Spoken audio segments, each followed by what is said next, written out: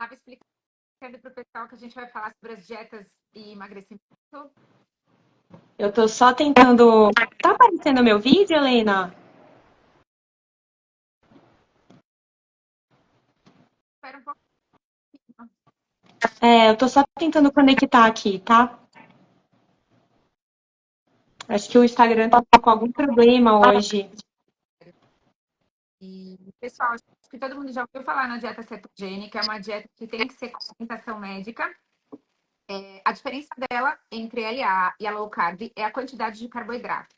Na cetogênica, é uma dieta com menos de 20 a 10 gramas de carboidrato ao dia. E aí você entra em cetose. Essa dieta ela tem muito resultado para emagrecer. Todo mundo já tentou, já fazer uma. Nos primeiros dias, ela dá um pouquinho de enjoo, de náuseas, principalmente quando ela é muito rica de gordura saturada. Alguns pacientes, principalmente com esteatose hepática, podem ter um mal-estar maior. Ela foi inventada há muito tempo para controle de compulsão. E algumas teorias são que a cetose prolongada causa anorexia. Então, a cetose prolongada causa perda de fome. Você vai entrar em cetose, geralmente depois de 3 a 4 dias, com menos de 20 gramas de carboidrato ao dia, tá? E para os pacientes que querem seguir essa dieta, o que eu faço sempre? Eu peço para consultar em algum aplicativo online, no MyFitnessPal, no Dieta e Saúde, quantas gramas de carboidrato tem cada alimento para somar durante 24 horas, tá? Mas basicamente são permitidos proteínas. Peraí, eu vou pedir aqui para ela entrar de novo. Vamos ver se ela consegue. É uma dieta basicamente fundamentada em proteínas, alimentos derivados do leite não desnatados, porque eles têm menos carboidrato. Conseguiu? Tá muito bem. Alô?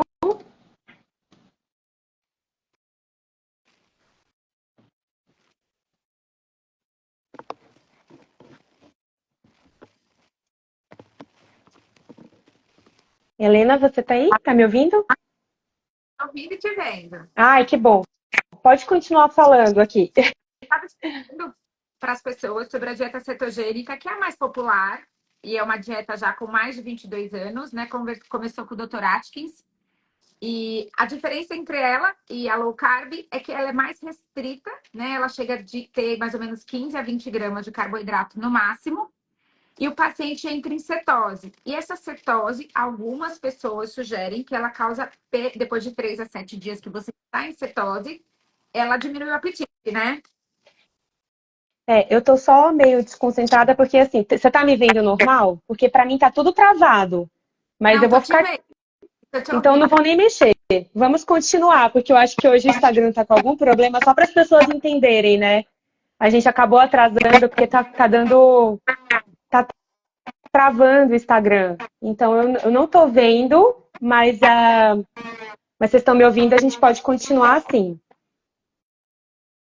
Você tá aí, né, Helena? E aí, a cetogênica, ela é muito boa. Existe uma perda de peso rápido com a dieta cetogênica, gente. Mas ela é uma dieta muito. Então, principalmente, a grande reclamação das pessoas é que, né, quando você come qualquer fruta na dieta cetogênica, você ultrapassa o valor de carboidrato permitido, da frutose, das frutas. Então, é uma dieta Uhum, básica, né, Carla? E sim. alimenta o leite com gordura e algumas folhas, mas aí pode azeitona, queijos, e é uma dieta, gente, que não conta calorias, né? A dieta cetogênica eu acho. Tá falhando aqui, mas eu vou falando aqui, qualquer coisa você me corta. Eu acho uma estratégia alimentar muito interessante. E eu sempre falo para os pacientes assim que qualquer tipo de dieta que não seja uma dieta equilibrada, ela é uma estratégia alimentar pontual, né? Não é um estilo de vida.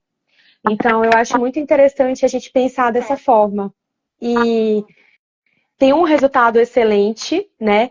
E eu acho que a gente tem que pensar muito quando a gente prescreve uma dieta, qual que é o estilo de vida da pessoa, o padrão alimentar dessa pessoa, para ver se ela vai se adaptar com a dieta cetogênica.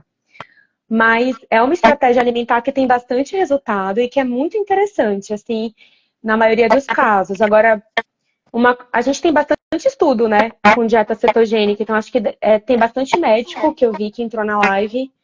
E eu acho interessante, os estudos, eles mostram que se você pega um paciente, por exemplo, que é um paciente obeso, diabético, com risco cardiovascular alto, você observa que quando você inicia a dieta cetogênica, ele tem um bom resultado, né, a curto prazo, mas a gente teve novos estudos, a gente chegou até a discutir esse estudo, né, Lê? Que saiu a longo prazo mostrando que parece não ter uma evidência positiva em relação a riscos cardiovasculares a longo prazo.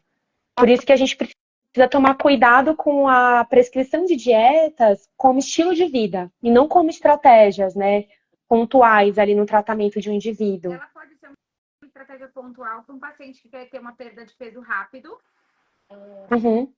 E aí, o que a gente sempre faz depois, se você fizer uma indução cetogênica para ele ter um resultado bom caminhado, o que a gente faz depois é passar por uma low carb, que é mais fácil de manter, que a low carb tem uma quantidade maior de carboidrato, então permite aquelas frutas com baixo teor glicêmico, então você pode entrar aí com morango, as frutas vermelhas,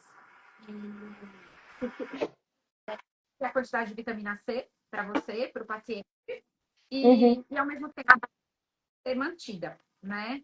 Então, e aí o que os pacientes falam sobre isso cardiovascular, a Carla vai me contando é que quando a gente faz essa mudança low carb, que o Atkins, que publica essa dieta que comer ovos de bacon todos os dias, aumentou muito, principalmente nos pacientes geneticamente predispostos, com história familiar de doença cardiovascular, aumentou muito o colesterol ruim, né? O perfil lipídico. Então, aí ela foi trocada um pouco por algumas outras dietas mais balanceadas, que colocam a gordura poliinsaturada no lugar daquela gordura de derivados animais, né? Que aí é uma low carb mais saudável. Tem gente falando, só para justificar, pessoal, é que o Instagram hoje tá com problema. Tem gente que tá falando que tá ruim para ouvir. Tá travando muito, a gente quase não faz a live. Então eu também não tô enxergando a Helena, tá meio ruim aqui o áudio. A gente tá tentando fazer aqui.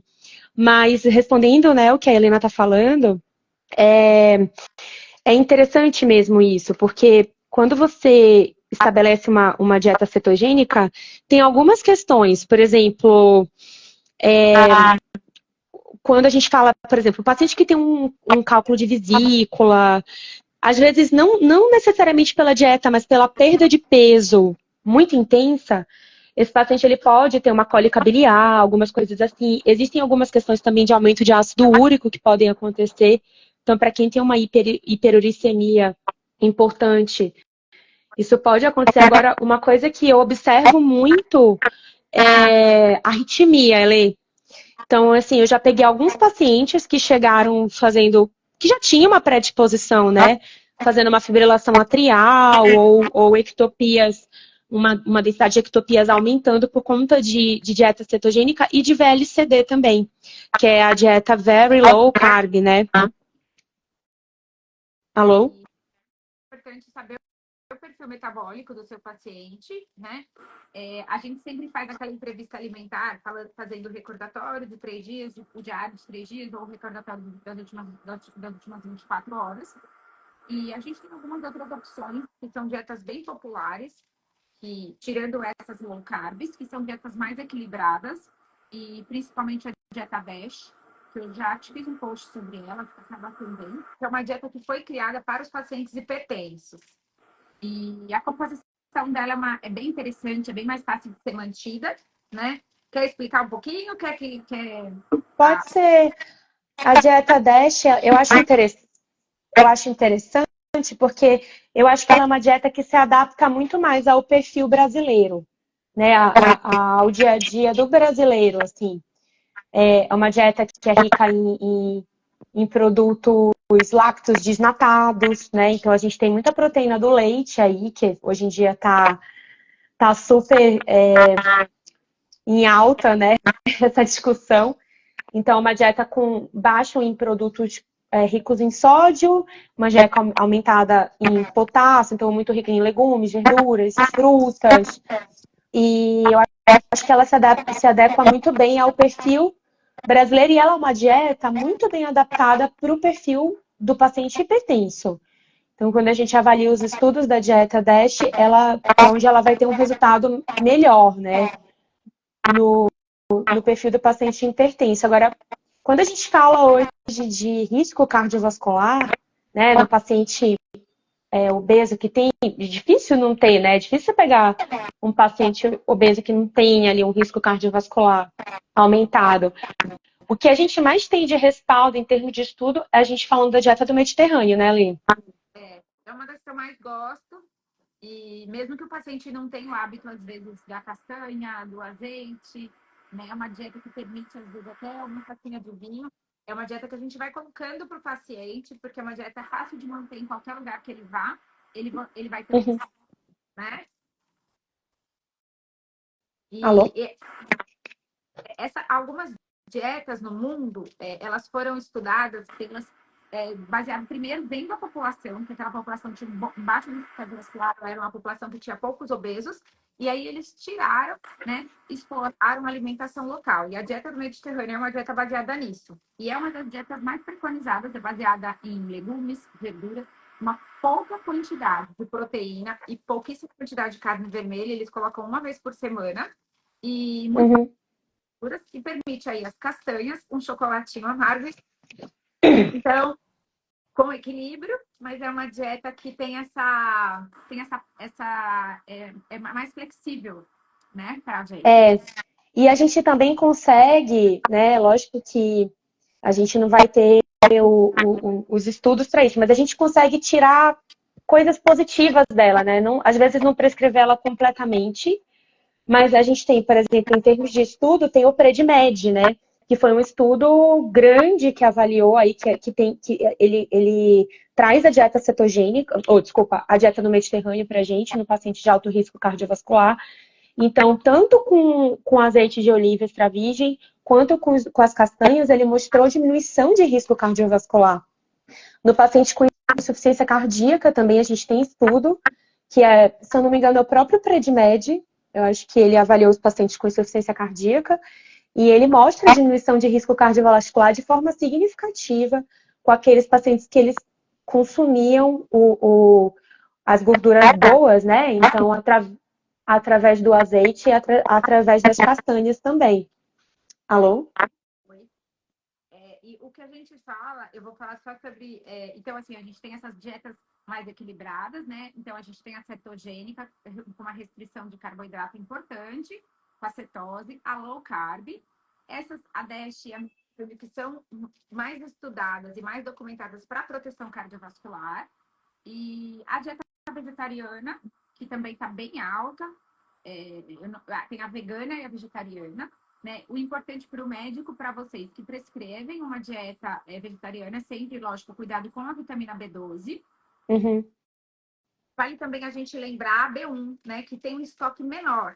Então, a gente vai ter, a gente fica muito preocupado com a B12, mas a B12, o estoque dela vai durar 1 ou 2 anos, né? Se o paciente fez a ingestão adequada na época que ele comia gordura. Mas em 3 a 6 meses, o estoque de B1 de tiamina acaba, né? Sim. Então, vale a pena o médico ou nutricionista também ficar bem ciente em acompanhar os micronutrientes. Então, a gente fala sempre dos macronutrientes.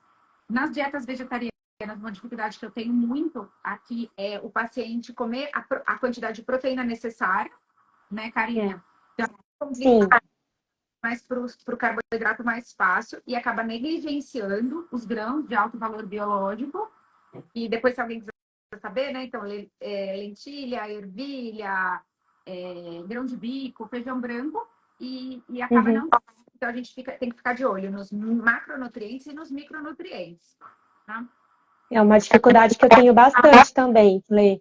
Ao longo do tempo de consultório, que eu comecei a trabalhar com a parte alimentar, eu fui juntando alimentos, suplementos, alimentos mesmo que a gente tem hoje no mercado, né? Que tragam a questão proteica para o paciente. Porque, às vezes, um micronutriente, uma coisa você suplementando, né? Você consegue atingir. Agora, a proteína é uma coisa muito difícil de conseguir atingir no paciente vegano, no paciente vegetariano, que a gente tem que ficar em cima. E é difícil conseguir, principalmente, por exemplo, eu peguei um paciente essa semana que era um paciente atleta. Aí a gente tem que ficar mais alerta ainda, né? Porque eles acabam espolhando mais. E eles acabam necessitando de uma quantidade proteica maior. E de uma proteína com valor biológico maior. Então a gente acaba tendo que suplementar ali um pouco de proteína. E agora você sabe uma coisa que assim, que é meu, não sei se tem algum paciente meu aí, eu tô vendo que tem bastante profissional da saúde entrando, né? Mas todo paciente eu tenho a mesma ladainha aqui no consultório. Tem que ser cardiologista é o louco dos estudos, né? Então, eu adoro estudo de alimentação. E tem um estudo que é muito interessante, que ele avaliou padrões alimentares. E, e ele avaliou, assim, que o paciente que tem um padrão alimentar, eu não sei como é que chama agora, que é o que consome só peixe. Você sabe, Lê? Agora me fugiu o nome. Nome específico. Pisciano, sei lá, não lembro agora. Mas é a pessoa que come mais, que só come peixe, né? Então ele avaliou quem comia aves, quem comia carne, os padrões mistos, quem comia de tudo, quem comia só peixe. E nesse estudo ele viu que as pessoas que se alimentavam à base de peixe, elas tinham uma redução do risco cardiovascular de forma significativa, proporcional à quantidade de alimento que a pessoa, a quantidade de peixe que a pessoa ingere por semana. Até chegar um ponto que as pessoas que comiam 4 porções de peixe por semana tinham redução de 30% do risco cardiovascular. Tipo, é igual uma estatina, entendeu? Lógico que não, a gente não consegue comparar, né? Ali, cabeça com cabeça, os estudos, mas você já pensou, tipo, se você, no seu consultório, consegue explicar para o seu paciente que se ele comer peixe toda semana, ele vai ter uma redução de risco cardiovascular de forma significativa, o quanto que você está ajudando aquela pessoa? E de uma forma simples, né? Então, eu adoro essa questão do peixe. Na minha casa eu tenho até uma assinatura de peixe depois desse estudo. A gente consome peixe toda semana agora. Acesso, as pessoas associam muito comer peixe à culinária japonesa, né? Mas é importante a gente ficar bem ciente do tipo de peixe, da composição, da origem do peixe, né? Não vamos entrar em detalhes, mas é importante saber a gordura, as calorias do salmão. E para o paciente para emagrecer, eu vou só, assim, para a gente pensar, as dietas hipocalóricas e o jejum intermitente, né, gente? Vamos falar sobre o jejum, que foi uma grande dieta da moda aí, né? Sim. Você prescreve bastante jejum intermitente, Lê? Não prescrevo. Eu não sou uma grande fã do jejum, vou confessar. É, eu também não. O paciente que eu gosto do jejum, Carla, e aí para os seus profissionais de saúde, gente, é aquele paciente que ele tem uma anorexia matinal. Então, existem perfis alimentares que é de Uhum, cronobiologia. Então, existem pessoas que não se alimentam muito pela manhã, elas são assim desde crianças. Eles podem até uhum, pessoas que comem mais à noite. Essas pessoas, elas não comem nada, e mesmo se elas ficarem desde a noite até a hora do almoço sem se alimentar, elas não exageram na quantidade, tá? E aí, o resultado do jejum intermitente, existem vários protocolos de jejum, 3 protocolos mais documentados. Nos estudos, toda vez que publicam algum estudo ou outro, mas toda vez que firma, o estudo, ele mostra que o emagrecimento é proporcional às calorias que você ingeriu nas 24 uhum, horas. E agora saiu um estudo de novo que fala isso. Então, ele é uma estratégia para você aplicar uma dieta hipocalórica e emagrecer, viu, gente? Ele não. Se você é uma pessoa que tem muita fome de manhã, ou que essas restrições alimentares vão fazer você perder o controle depois, isso é perigoso. Então, você tem que ver muito bem o perfil do paciente para orientar o jejum. Então, quando o paciente vem para mim e ele já utiliza o jejum para emagrecimento, o que eu faço com ele é ver quantas calorias, nas 12 ou 8 horas que ele se alimenta, eu vejo quantas calorias ele ingere nas 24 horas, isso é o suficiente para emagrecer. Se o paciente, nessas 8 horas, ele perde o controle, não é uma boa tática. E lembrando que todas as dietas restritivas, gente, podem desencadear, né? Elas podem ser como gatilhos, dietas muito restritivas, em algum distúrbio alimentar ou algum episódio de um transtorno de compulsão alimentar periódica. Então, você tem que ver bem Por exemplo, para mim, o jejum não faz bem. Se eu fico 12 horas sem comer, eu realmente acabo tendo depois desejo de besteira. Eu como o que Deus me livre, eu também. é muito importante você saber o perfil do paciente. Não me faz bem. Então, Sim. a gente tem. Alô? Tivemos uma participação aqui da Vanessa. Isso mesmo, Vanessa. Fundamental. Então, não existe protocolo, não existe receita de bolo. Um bom profissional é aquele que faz um trabalho bem personalizado e de acordo com o paciente, né? Sim, e uma coisa realmente, né? Os nossos colegas nutricionistas, então é muito importante esse tratamento multidisciplinar junto com o nutricionista também, né? Então eles ajudam bastante a gente nesse ponto, de como que a gente vai aplicar essa dieta para o paciente. E falando também do jejum intermitente, eu acho que tem duas questões aí que a Helena trouxe. Geralmente, o paciente do jejum intermitente é aquele paciente que ele fica naquele período sem comer, e aí depois, na janela alimentar dele, ele quer comer tipo um leão, né? Então, assim, esse perfil alimentar, ele não vai se adaptar ao jejum intermitente. Eu achei perfeito o que a Helena falou. É o perfil, na hora de prescrever a dieta, você tem que entender o perfil alimentar daquele paciente. Senão, tem dieta que não vai, precisa casar, né? A dieta com o perfil alimentar do paciente. Por exemplo, prescrever jejum intermitente para uma paciente mais jovem, assim, que adolescente, uma mulher adolescente ou uma paciente mais jovem, eu acho algo super arriscado, por exemplo. Para você desenvolver ali um transtorno de compulsão alimentar nesse tipo de paciente, é um pulo. Então, tem que tomar muito cuidado com isso. E eu acho que a gente podia também aproveitar o gancho e falar sobre os perfis alimentares, né, Helena? Porque tem tudo a ver com a dieta. Então, a gente não pode pensar em dieta sem pensar no perfil alimentar. E falando um pouco disso, por exemplo, no consultório, quando eu comecei a trabalhar com alimentação, antes eu passava para o paciente um questionário para ele responder o que ele almoçava, né? O que ele comia ao longo do dia para o recordatório alimentar, né? Só que eu parei de fazer isso, porque assim, eu percebi que eu preciso ouvir ele falar. E ouvir o paciente falar o que ele come faz toda a diferença. Porque aí você fala, tá, mas o que você estava fazendo nessa hora? E por que você não fez tal coisa? Por que você não comeu tal coisa? E aí é quando você entende o paciente. E toda consulta, eu repasso o recordatório alimentar com o paciente ao vivo. Eu não passo mais para ele preencher antes, porque eu acho que isso me faz entender o paciente de uma forma diferente, para eu entender que tipo de dieta que eu vou prescrever para ele, né? A Helena também tem bastante experiência com perfis, assim, padrões alimentares. Você quer falar um pouco sobre isso, Lê? A gente sempre eu faço a queixa inicial do paciente sempre embaixo, gente, a minha segunda linha ou terceira linha, depois de história patológicas pregressas, que são as doenças do paciente, eu caracterizo mais ou menos o padrão alimentar dele. E uma pergunta-chave que eu faço para o paciente, em alguns momentos, eu falo, mas isso você come por fome ou por vontade? É diferente. Às vezes as pessoas não conseguem diferenciar. E é importante que a pessoa vá amadurecendo essa ideia de que em alguns momentos ela não come por fome, né? Então, Uhum. existem mecanismos da fome. E os perfis alimentares são determinados por qual desses perfis, qual dessas características está dominando o seu comportamento alimentar.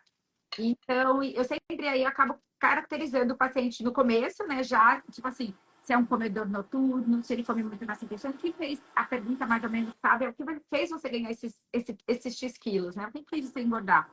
Se foi só uma mudança de hábito cotidiano, se foi um transtorno de compulsão, se teve algum fator desencadeante, isso é super interessante, viu, gente?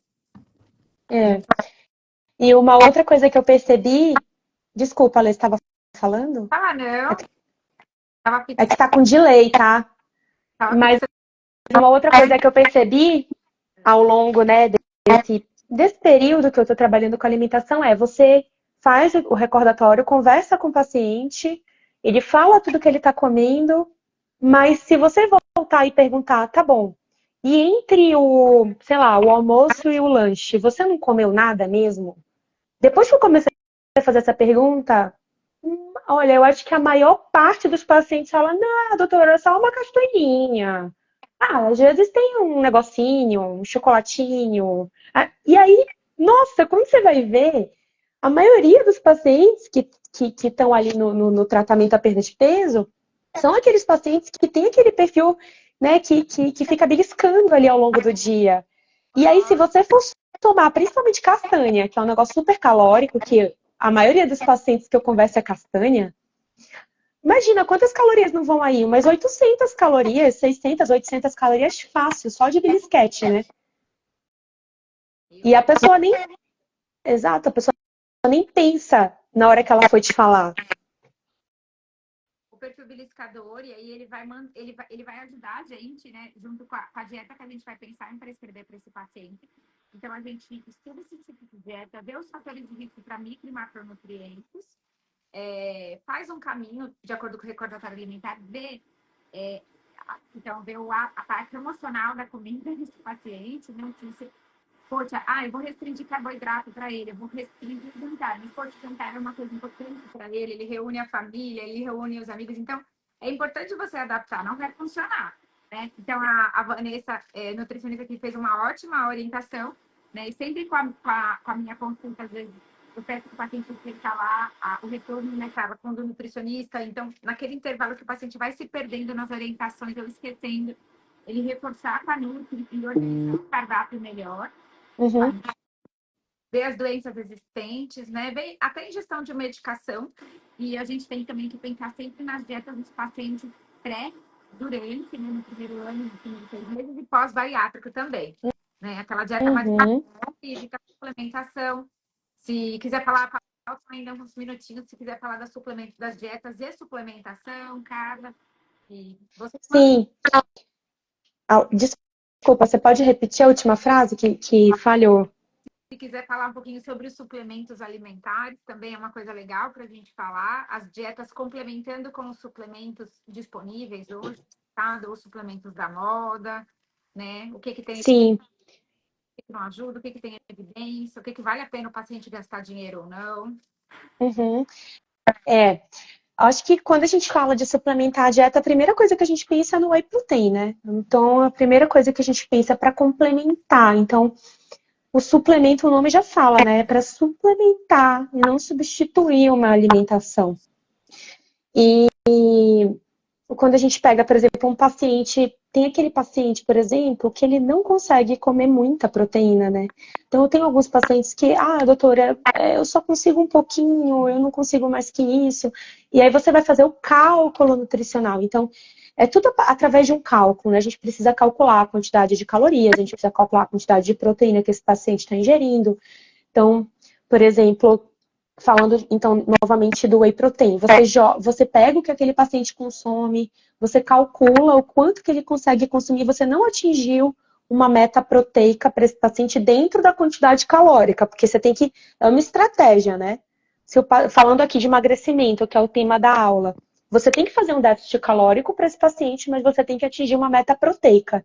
E o whey protein é um excelente aliado, porque ele vai conseguir atingir uma meta proteica com baixa quantidade calórica. Então, é um excelente aliado, né? Às vezes, um substituto alimentar de um lanche, de uma refeição, uma suplementação. E, e o que eu falo muito para os pacientes é assim, né? Não adianta você querer atingir essa quantidade toda de uma vez. Então, o que os estudos mais trazem para a gente em termos de proteína hoje é que você precisa fracionar essa proteína ao longo do dia. Inclusive aquela coisa do, eu vou tomar whey pós-treino. Até que ponto também isso é bem questionável nos últimos estudos, né? É muito mais importante você atingir uma meta proteica ao longo do dia, fracionada ao longo do dia, do que você se preocupar com essas questões. Então, eu faço muito isso. Eu uso muito whey protein como estratégia de meta proteica para o paciente e para manutenção de massa magra, né? Que aí já entra nessa outra questão. Então, se a gente não pensar nisso, é aquele paciente que vai emagrecer perdendo massa magra, vai piorar o metabolismo e depois entrar naquele ciclo vicioso, não consegue mais emagrecer, aí vem obesidade sarcopênica, piora tudo. Então, não sei se você quer complementar mais alguma coisa do Whey. Legal, assim, é um dos suplementos que vale a pena realmente utilizar, né? Ele tem que caber na estratégia da dieta.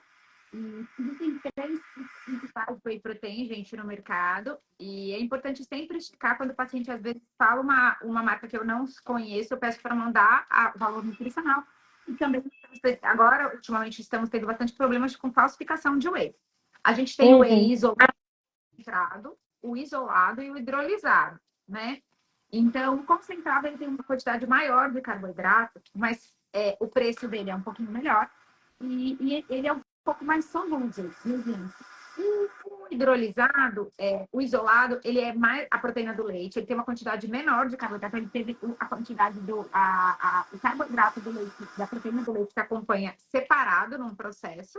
Ele tem um gosto mais químico, ele é menos solúvel, mas ele é importante para aquele paciente que quer fazer uma super low carb ou que tem uma restrição de carboidrato, um paciente diabético, tá?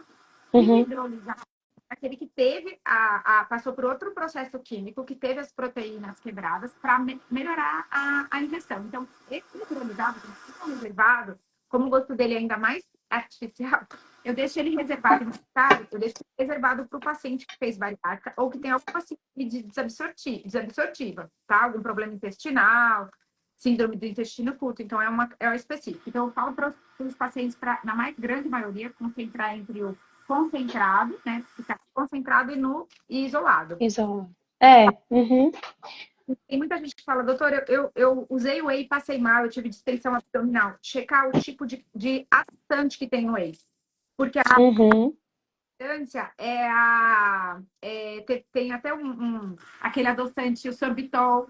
Então, e não tem uns que são com sacarina. Então, é importante você ir testando, se conhecer. Mas o whey protein também, que a gente entra aí como, né?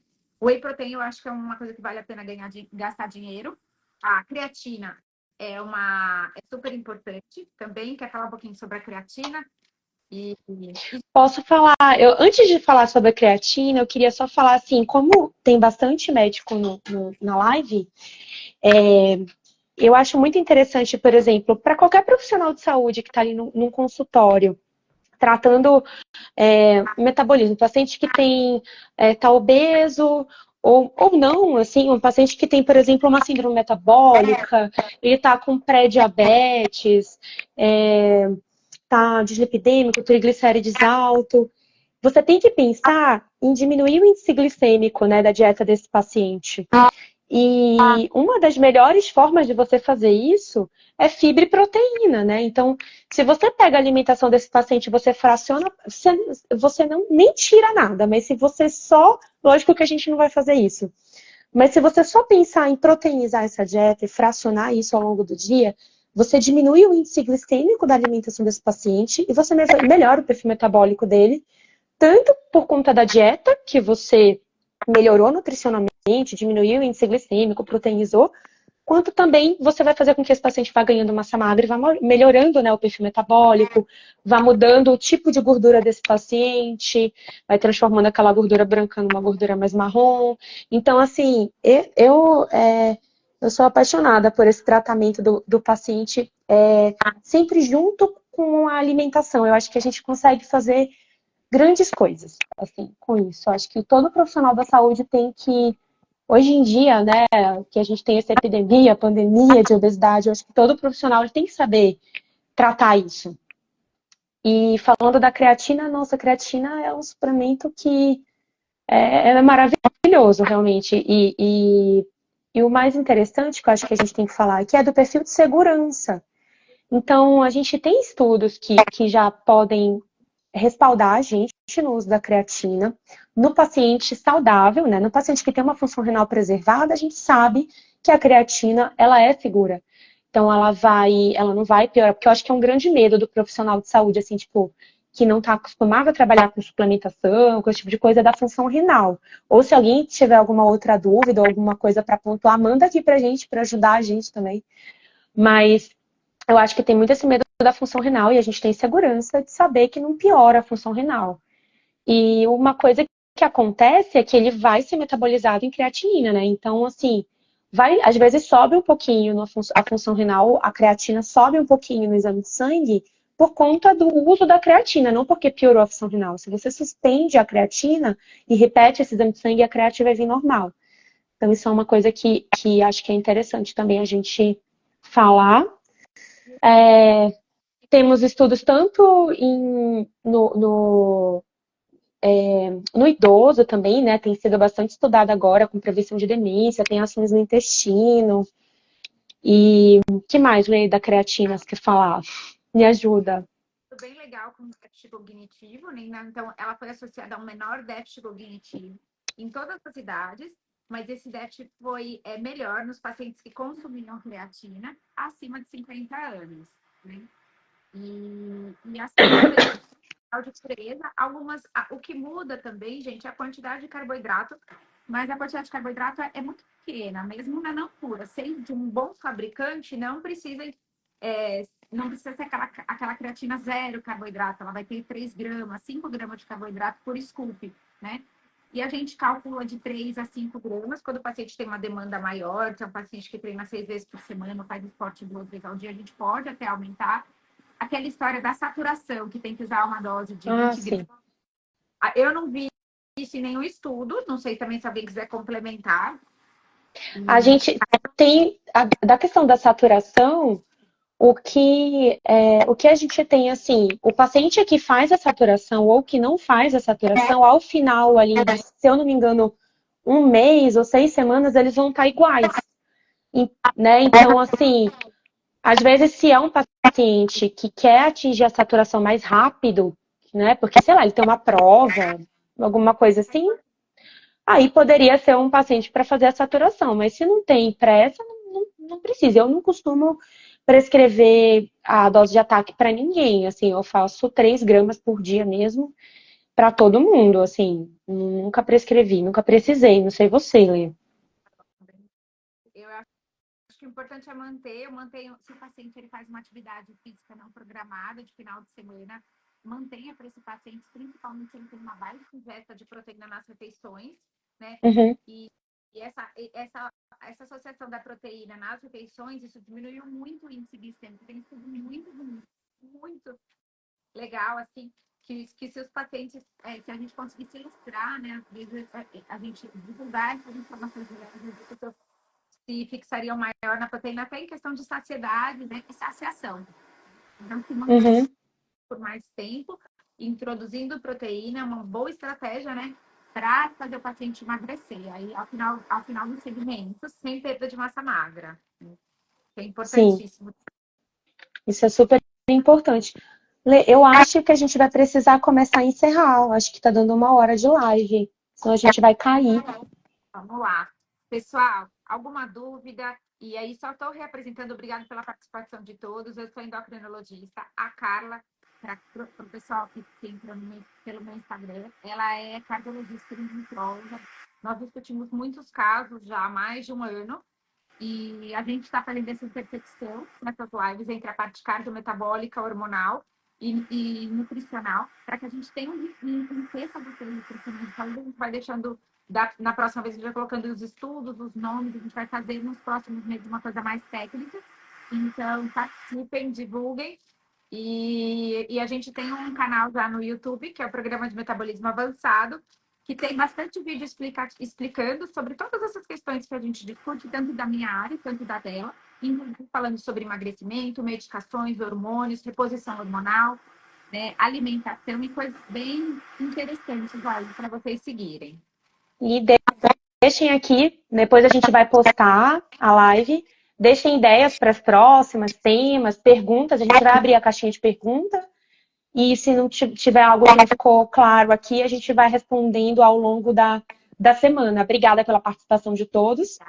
E a ideia é que essas lives sejam mensais. Como a Helena falou, então, tem o nosso canal no YouTube.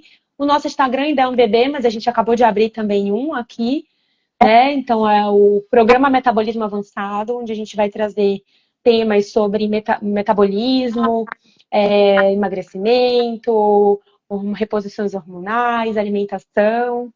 E é um lugar para a gente poder discutir aqui entre profissionais de saúde, que eu acho que ainda é muito carente sobre canais onde a gente pode discutir de forma séria sobre esse tipo de tema. Obrigada a todos. Gente, desculpa o atraso. Tchau, pessoal.